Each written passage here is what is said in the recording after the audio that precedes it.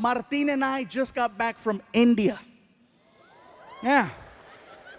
So let me tell you, I started posting on Facebook and Twitter that we were gonna go out there to do these shows. And then people started sending me messages, questioning what I was gonna do. First of all, are they gonna understand you in India? Will they understand English okay? Will they be able to follow along with your stories? Once we got there, I come to find out that more people speak English in India than in all of the US and Canada put together. Might as well throw Mexico in there for extra credit. Because there's that many people, and yes, they have the internet. They got the internet, they got Bollywood, they got Hollywood. They understand American culture so much more than we understand theirs. Second thing, people tried to warn me about going over there. Gabriel, be careful. India is a third world country. Don't drink the water in India. It contains parasites that'll make you really sick. Don't eat the food from the street people, especially the street meat. It contains a parasite that'll make you really sick. And most importantly, there's a lot of crime over there. Don't stay out late. When the sun goes down, you go down. I'm like, is it that bad? So I'm like, let me get this straight. There's a lot of crime. Don't stay out late. Don't eat any of the food from the street vendors. And don't drink the water. Why does that sound familiar? That's Mexico.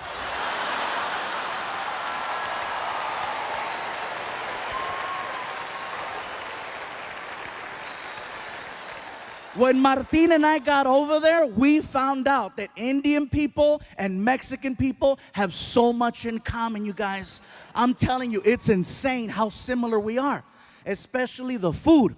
The food is so similar. For example, Mexicans love tortillas. Indian people love naan bread, which is a fluffier form of a tortilla. Mexicans love chicken. Indians love chicken. Mexicans love hot and spicy. Indians invented hot and spicy. Most popular drink in Mexico is Fanta. Most popular drink in India is Fanta. Indian people worship cows. Mexicans love barbecues. A lot of similarities. Most of the people that I met over there were very hardworking and humble. And I gotta tell you, every time I talked to someone, I was always greeted the same way. They'd look at me, they'd put their hands together, they'd do a little bow, and they say, Namaste, which is an endearing hello. It's really nice and sweet. And then I noticed that Indian people, when you're talking to them, do this thing with their head, where it will begin to move side to side as they're speaking. Now, at first when you notice it, you think, oh, he slept wrong. He just got a kink in his neck. Get a Tempur-Pedic. Now, when they start speaking, their head starts moving. And I noticed this. The guy is checking us into the hotel, and he's really cool. He's like, listen, if you have any problems at all, okay, you call the front desk, you press 0. We will send somebody to your room to help you. Whatever you need, we got it for you right here, okay? It's very good.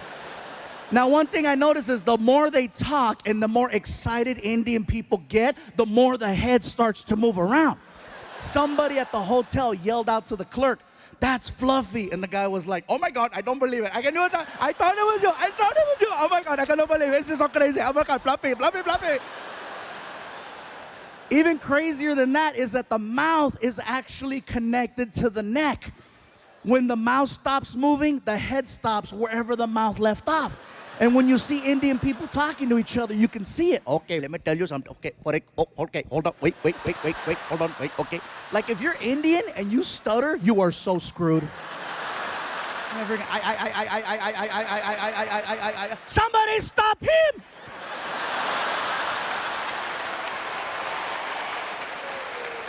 I'm not gonna lie, you guys. When I first saw this happen, I thought it was hysterical. I thought it was funny. But then I started thinking about it. Head movement is just a form of expression. No matter where you live in this world, people express themselves in their own unique way, whether through facial expressions, hand gestures, body movement, extra words. Everywhere you go, things are different, and that's just how they express themselves in India. Now back to the whole Indians-Mexican thing. That is something else that we share in common with Indian people. Head movement. Now some of you in the building tonight are like, stupid, we don't have head movement. Yes, we do. It's a little different. See, with Indian people, the head movement is side to side. Mexicans, our head movement is front to back. The difference between that is that with Mexicans, we have to be very, very upset in order for you to see the head movement. Otherwise, you can't tell. With Indians, it's all the time. Oh, today is such a nice day. It is such a beautiful day today. I'm so happy. It's very nice, very good. Oh my God, I can't believe it's so nice. It's such a pretty. Mexicans, when we're mad, that's when it comes out. For non-Latinos, hey, trust me, you cut off a Mexican in traffic, see what happens. ¡Sácate, pendejo! ¡Lárgate, cabrón! ¡Quítate, desgraciado!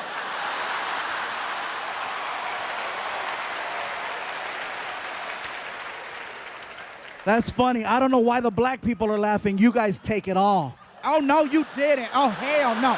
I know he ain't talking about me. I hit a bell. I hit a bell.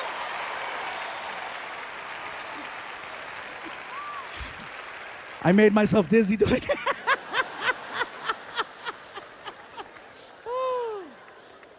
So let me tell you guys, if you ever get the opportunity to travel to India, I encourage you to check it out. You are gonna see some beautiful things. You are gonna see some amazing things. You are gonna see some sad, depressing things and some real horrible things. Overall, it's a well-balanced trip. But when you get back home here to the United States, you will have a whole different appreciation for your life. Believe that. I guarantee this, you guys. There's a lot of people in India, and with a lot of people comes a lot of traffic. First things first, American traffic and Indian traffic, very different. Here, whatever happens on the freeway will stop the whole freeway. In India, there's 10 times the traffic, but it moves. See, the problem is Americans, we're fascinated by accidents. We're fascinated by the idea of seeing potential death. That's why we slow down on the freeways. We say we don't want to see it, but what happens in traffic? You know, what's going on over there? There doesn't even have to be a collision. You could be on the 101 freeway and a car has a tire blowout and it spins. Doesn't hit anything. It's now facing oncoming traffic. You know what happens to the rest of the freeway? Even on the other freeway where there's no accident. And again, what's going on? What's going on? I'm sorry, hey, somebody might be dead. Sorry. In India, if there's an accident in the middle of the street, you know what they do? They drive right around it. They don't stop. And it's not that they're not sensitive to the situation. They are. It's just that there's so much chaos that happens on a regular basis. They just need to get to work. They do see what's happening. And believe me, they're heartfelt. You know, they'll drive around. I'm so sorry for you. Nothing stops the flow of traffic in India. They need to get from point A to point B. And so they go. If there's an accident, they drive around. If there's something blocking the street, they get on the sidewalk to go around. It's amazing the way they drive. And here's something else. No one uses turn signals over there. No one uses turn signals. They use a horn. Now, if you go to India tomorrow, from the time you get there to the time you leave, you're constantly going to hear a horn. It's an actual language when people are driving. I'll show you. You're driving? Car on your right. Car on your left. Light up ahead. They talk to each other while they're driving, and they barely miss each other every single time. Also, you'll be on the 101 freeway here, and there'll be 6 lanes. In India, you'll see 6 lanes, but guess what? You'll see 12 cars across. Yes, they have lines, but they're basically there to let you know more or less the direction you might want to go in. They're this close to each other. And even at the light, they communicate. You see everything. Cars, trucks, vans, motorcycles, pedestrians, cows, children, all waiting for the light. And they talk at the light with the horn. Very good, you can go, you can go. Welcome, you're welcome, go. Nothing stops the flow of traffic over there. Indian people drive, think of ants. You know how ants travel in a straight line? And if there's something in the way like a rock, ants will split up, go around the rock and reunite or climb over the rock. Worst case scenario, they dig a hole and go under the rock. That's the mentality of driving in India. A man can get shot in the middle of the street. People just look at each other. Somebody pick him up. And they'll drag his ass onto the sidewalk. And if there's an accident and they need to get around, guess what's gonna happen to that guy on the sidewalk? Nothing stops the flow of traffic in India, except a cow. Now, I know we've always heard the stories and the jokes about, oh, Indian people don't eat hamburgers. I asked the question and I found out. It's believed that cows are people who have died and they've been reincarnated and their new life is now the cow, which is why they don't eat them and why they give them all the love and respect in the world over there. I saw this firsthand. There's a cow crossing the street while we're driving. And the cows know, they're cocky. They know that they can cross. Friggin', all the cows, and the cows out there all cocky. Gling, gling, gling, gling. No one honks at the cows. No one yells at the cows. No one touches the cows. They wait for the cows to finish crossing. The cow that we had laid down. The driver just shut off the car. Started tweeting. There is a cow in the middle of the street. Hashtag Momo.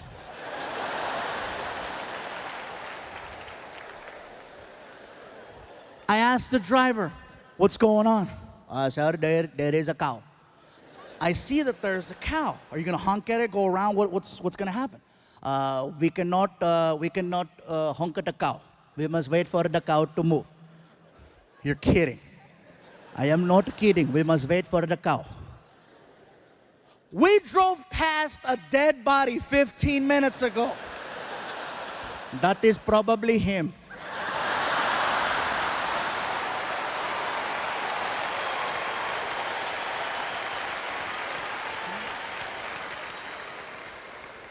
Like seriously, the driving situation over there is so intense, you guys. One morning while we're there, I needed to get to the airport fast because I overslept. And so I get in the cab and I hand the driver a $50 bill. And I go, sir, I am running very late. I need to get to the airport as soon as possible. Whatever side street you have to take or back road, I'm all for it. Whatever you have to do, let's do it. And I hand him the money and he goes, very good, let's go. And we take off. The guy is hitting anywhere from 50 to 70 miles an hour on the street. We are making incredible time. I notice that we're heading in the direction of a red light. You ever been in a car with someone and you're paying attention to what's going on and you notice that you're about to hit a red light and you know how you start to mentally and physically prepare yourself for the deceleration of the car, and you start anticipating the pressure from the brake. And if you don't get the sensation of slowing down by a certain point, all alarms go off in your head and you sock the driver in the chest. Hey! Not only did I not get the sensation of slowing down, I got the opposite. He gunned it towards the light. And it caught me off guard. I couldn't even scream. I was like, and then I got air. Hey, pull over, pull over. He didn't even know what he did. He looks at me, he goes, what is wrong? What do you mean, what is wrong? Dude, didn't you see the red light? As calm as can be. Didn't you see there was no one there? You told me, whatever you have to do, okay? Whatever you have to do, you do. Do you want to yell or do you want to make plain? He made a good point. I sounded like a third grader. I want to make plain. Like seriously, that's a video game I want to see. I want to see Grand Theft Auto India. It was so crazy, you guys. And this is just us being there. I haven't even gotten to the part of us performing. We were in Mumbai. Bangalore, and Delhi. Okay, these three places is where we went to perform. Mumbai and Bangalore, the shows went over very, very well. Okay, there were about 1,500 to 2,000 people, which is amazing for a few going over there. I was like excited, yes. And then we get to Delhi. And when we got to Delhi, you guys, it got a little crazy. Martin walks out on stage and the crowd recognized him and they started chanting, Martin! Anytime I hear that, I'm like, they know him, it's gonna be a good show. So Martin starts cracking jokes. The crowd starts laughing. He's cracking more jokes. The crowd keeps laughing. All of a sudden, I hear this.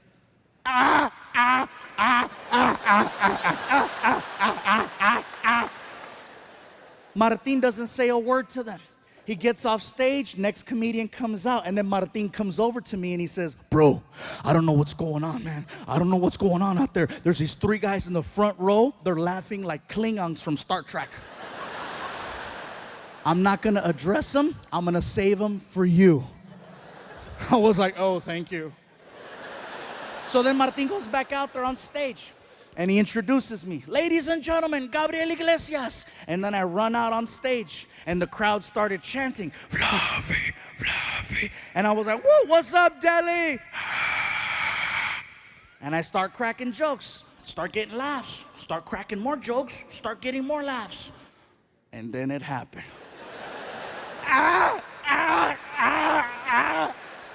Now see me, I can't avoid things, especially when it's front row center.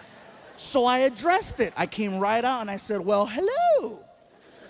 I said, what do we have here? I said, so where are you guys from? And the guy in the middle looks at me and he goes, we are from Germany. I said, cool, we have Germans in the house. And the whole crowd got really weird. You could hear them. They freaked out because they thought I was gonna start making fun of the German people. And one guy even stood up. Don't do it. Don't do it. Don't do it. I go, relax, bro, have a seat. Don't do it. I'm not gonna make fun of the German people. That's the last thing I wanna do is offend them. I don't wanna end up outside in an alley somewhere freaking in 2 hours. And this is the last time we are going to tell you, do not make fun of German people. As I'm doing this joke about a German kicking me on the floor with the accent, here's where it gets crazy. I get hit in the side of the head by a bat. Listen to what I just told you, Bay Area. I get hit in the side of the head by a bat. Not Major League Baseball. I'm talking about, I wanna suck your blood. In India, there are millions and millions and millions of fruit bats. And one of them, actually 6 of them, made it inside of the building. And they're flying around and they're hanging out in the rafters. And one of them decides to fly down. And basically, when I was doing the kicks, I stepped into the line of flight of the bat. And he caught me right here. And I'm like, what the hell? And I look up and you see it and you can hear it. The Indian people saw that and they freaked out. They were yelling, they did it. They did it. We told you, don't do it. We told you, don't do it. They are evil. They are evil. I'm like, dude, I don't care how evil you think the Germans are. They don't have control over bats. It wasn't like the guy got offended and said, oh, really? Uns release the bat. So now the crowd is weird. These guys are laughing. And there's freaking bats flying around the theater. First 2 minutes of my show. I gotta do an hour. And now I've already lost the crowd. They're freaking out. These guys are laughing weird. I'm nervous. It's my first time there. I don't know how to get out of this. So I literally walked over to the other side of the stage and I started just performing for this side of the room, trying to redirect the focus right here. And I'm so nervous, I'm stuttering. I don't even have a segue. I'm like, you know, it's crazy in America. Everybody in America likes drinking, you know, it's real crazy. Like for example, Mexicans, most Mexicans, we like drinking tequila. Most black people like Hennessy. Most white people like Jaeger. Here in India, you guys like Fanta. And when I said Fanta, the crowd went crazy because it was such a local reference. They freaked out. They were like screaming, "Oh my God, he knows, he knows." They started singing, "Fanta, Fanta, don't you want Fanta, Fanta, don't you want Fanta, Fanta." The roar was so big, it allowed me to restart my show. So I started cracking new jokes and more jokes and these jokes and those jokes. 5 minutes go by. 5 minutes go by. All of a sudden, the Germans got offended at the fact that I left them out of my drinking joke. The one in the middle stands up and he approaches the stage. Now this stage has got to be about 5 feet tall. The guy's head was about this high. He was like 6'4". He looks at me and he starts pointing and he's yelling, "Hey, fat man! Fat man! What about us, huh? What about the Germans? What do we drink?" I was like, "Dude, that was like 5 minutes ago. We were giving you a chance. What do we drink?" I'm like, "First of all, sir, I apologize. I'm really nervous right now. I had no idea there was gonna be Germans here tonight." Yeah, felt like Poland. I don't care if you laugh or not. That's a smart-ass joke. That's a smart-ass joke. It's not my fault some of you pendejos failed history. You better Google that and find out why it's so damn funny. So, all the older white people, God damn it, yeah. So anyway, so I'm standing there and I go, "Listen, sir, you need to have a seat, okay? The people are getting nervous. You need to have a seat so I can finish the show." And the guy, he refuses. "I will not sit down, fat man, until you tell us what we drink." I go, "Listen, I don't know what you guys drink." And the Indians are being so cute. They're trying to help me. They're yelling, "Hey, they like Fanta too." And the guy was like, "We do not like Fanta." I'm like, "Dude." I go, "Sir, please have a seat." "I will not have a seat until you tell us what we drink. Tell us, fat man." I go, "Listen, sir, you need to sit down and you need to stop calling me fat man." Now it's starting to bother me. This is like the 6th time he does it. And I didn't just lose 100 pounds to now get called fat man. So I go, "Sir, if you don't have a seat, we're gonna have a problem, especially if you call me fat man again." And he freaking did it. "What are you gonna do, fat man? What do we drink?" Even Martin, who's behind the curtain, knew. He knows when I'm at that point where I've crossed over. I can hear him in the back. "Don't do it." Too late, Fluffy's pissed. So I said, "You wanna know what you drink? Tell me." Don't ask me where this came from. I got right in his face and I said, "Blood of Jews."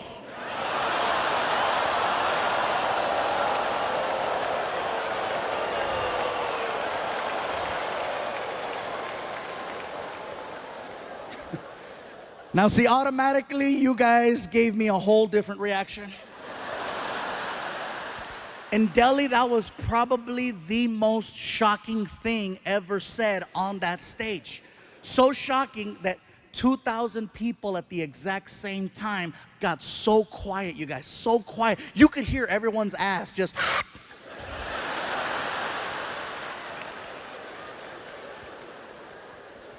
And I'm still standing there, my hands out. Have you ever said something that was so bad? And I mean, you knew it was bad as it was coming out of your mouth, and you're trying to stop it, but it's too late, it's already out, and you're like, "No." And it's too late. Blood of Jews is all over his face, right?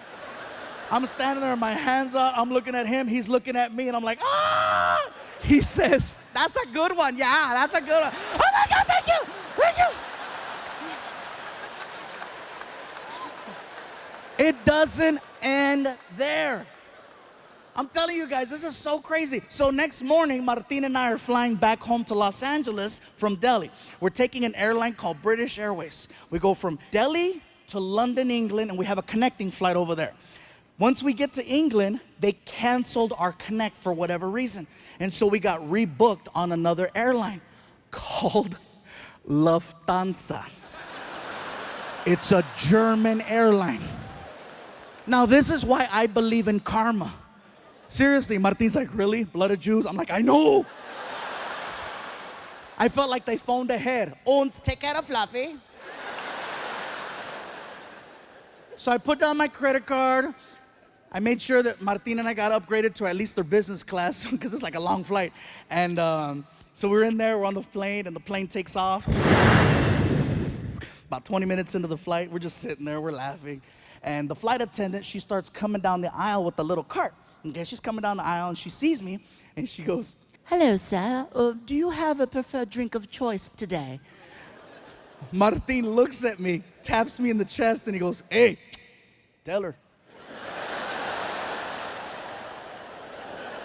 Tell her, bro.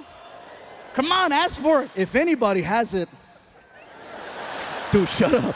And then she looks at Martin. "Sir, do you have a preferred drink of choice?" And Martin's like, "Yeah, do you guys got blood of..."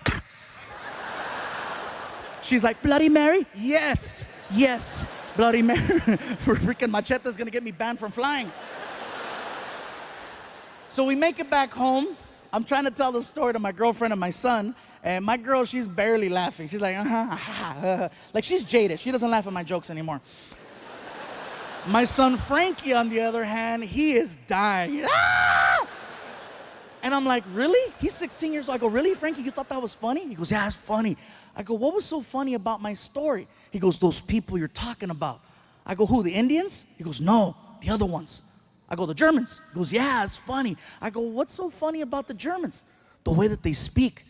I go, "What's so funny about the way that they speak?" He goes, "They sound like the three little pigs from the movie Shrek." I had to go on YouTube and freaking find it, and sure enough, all three little pigs. "Und ja, hello Shrek." I was just waiting for one of them to go, "Fat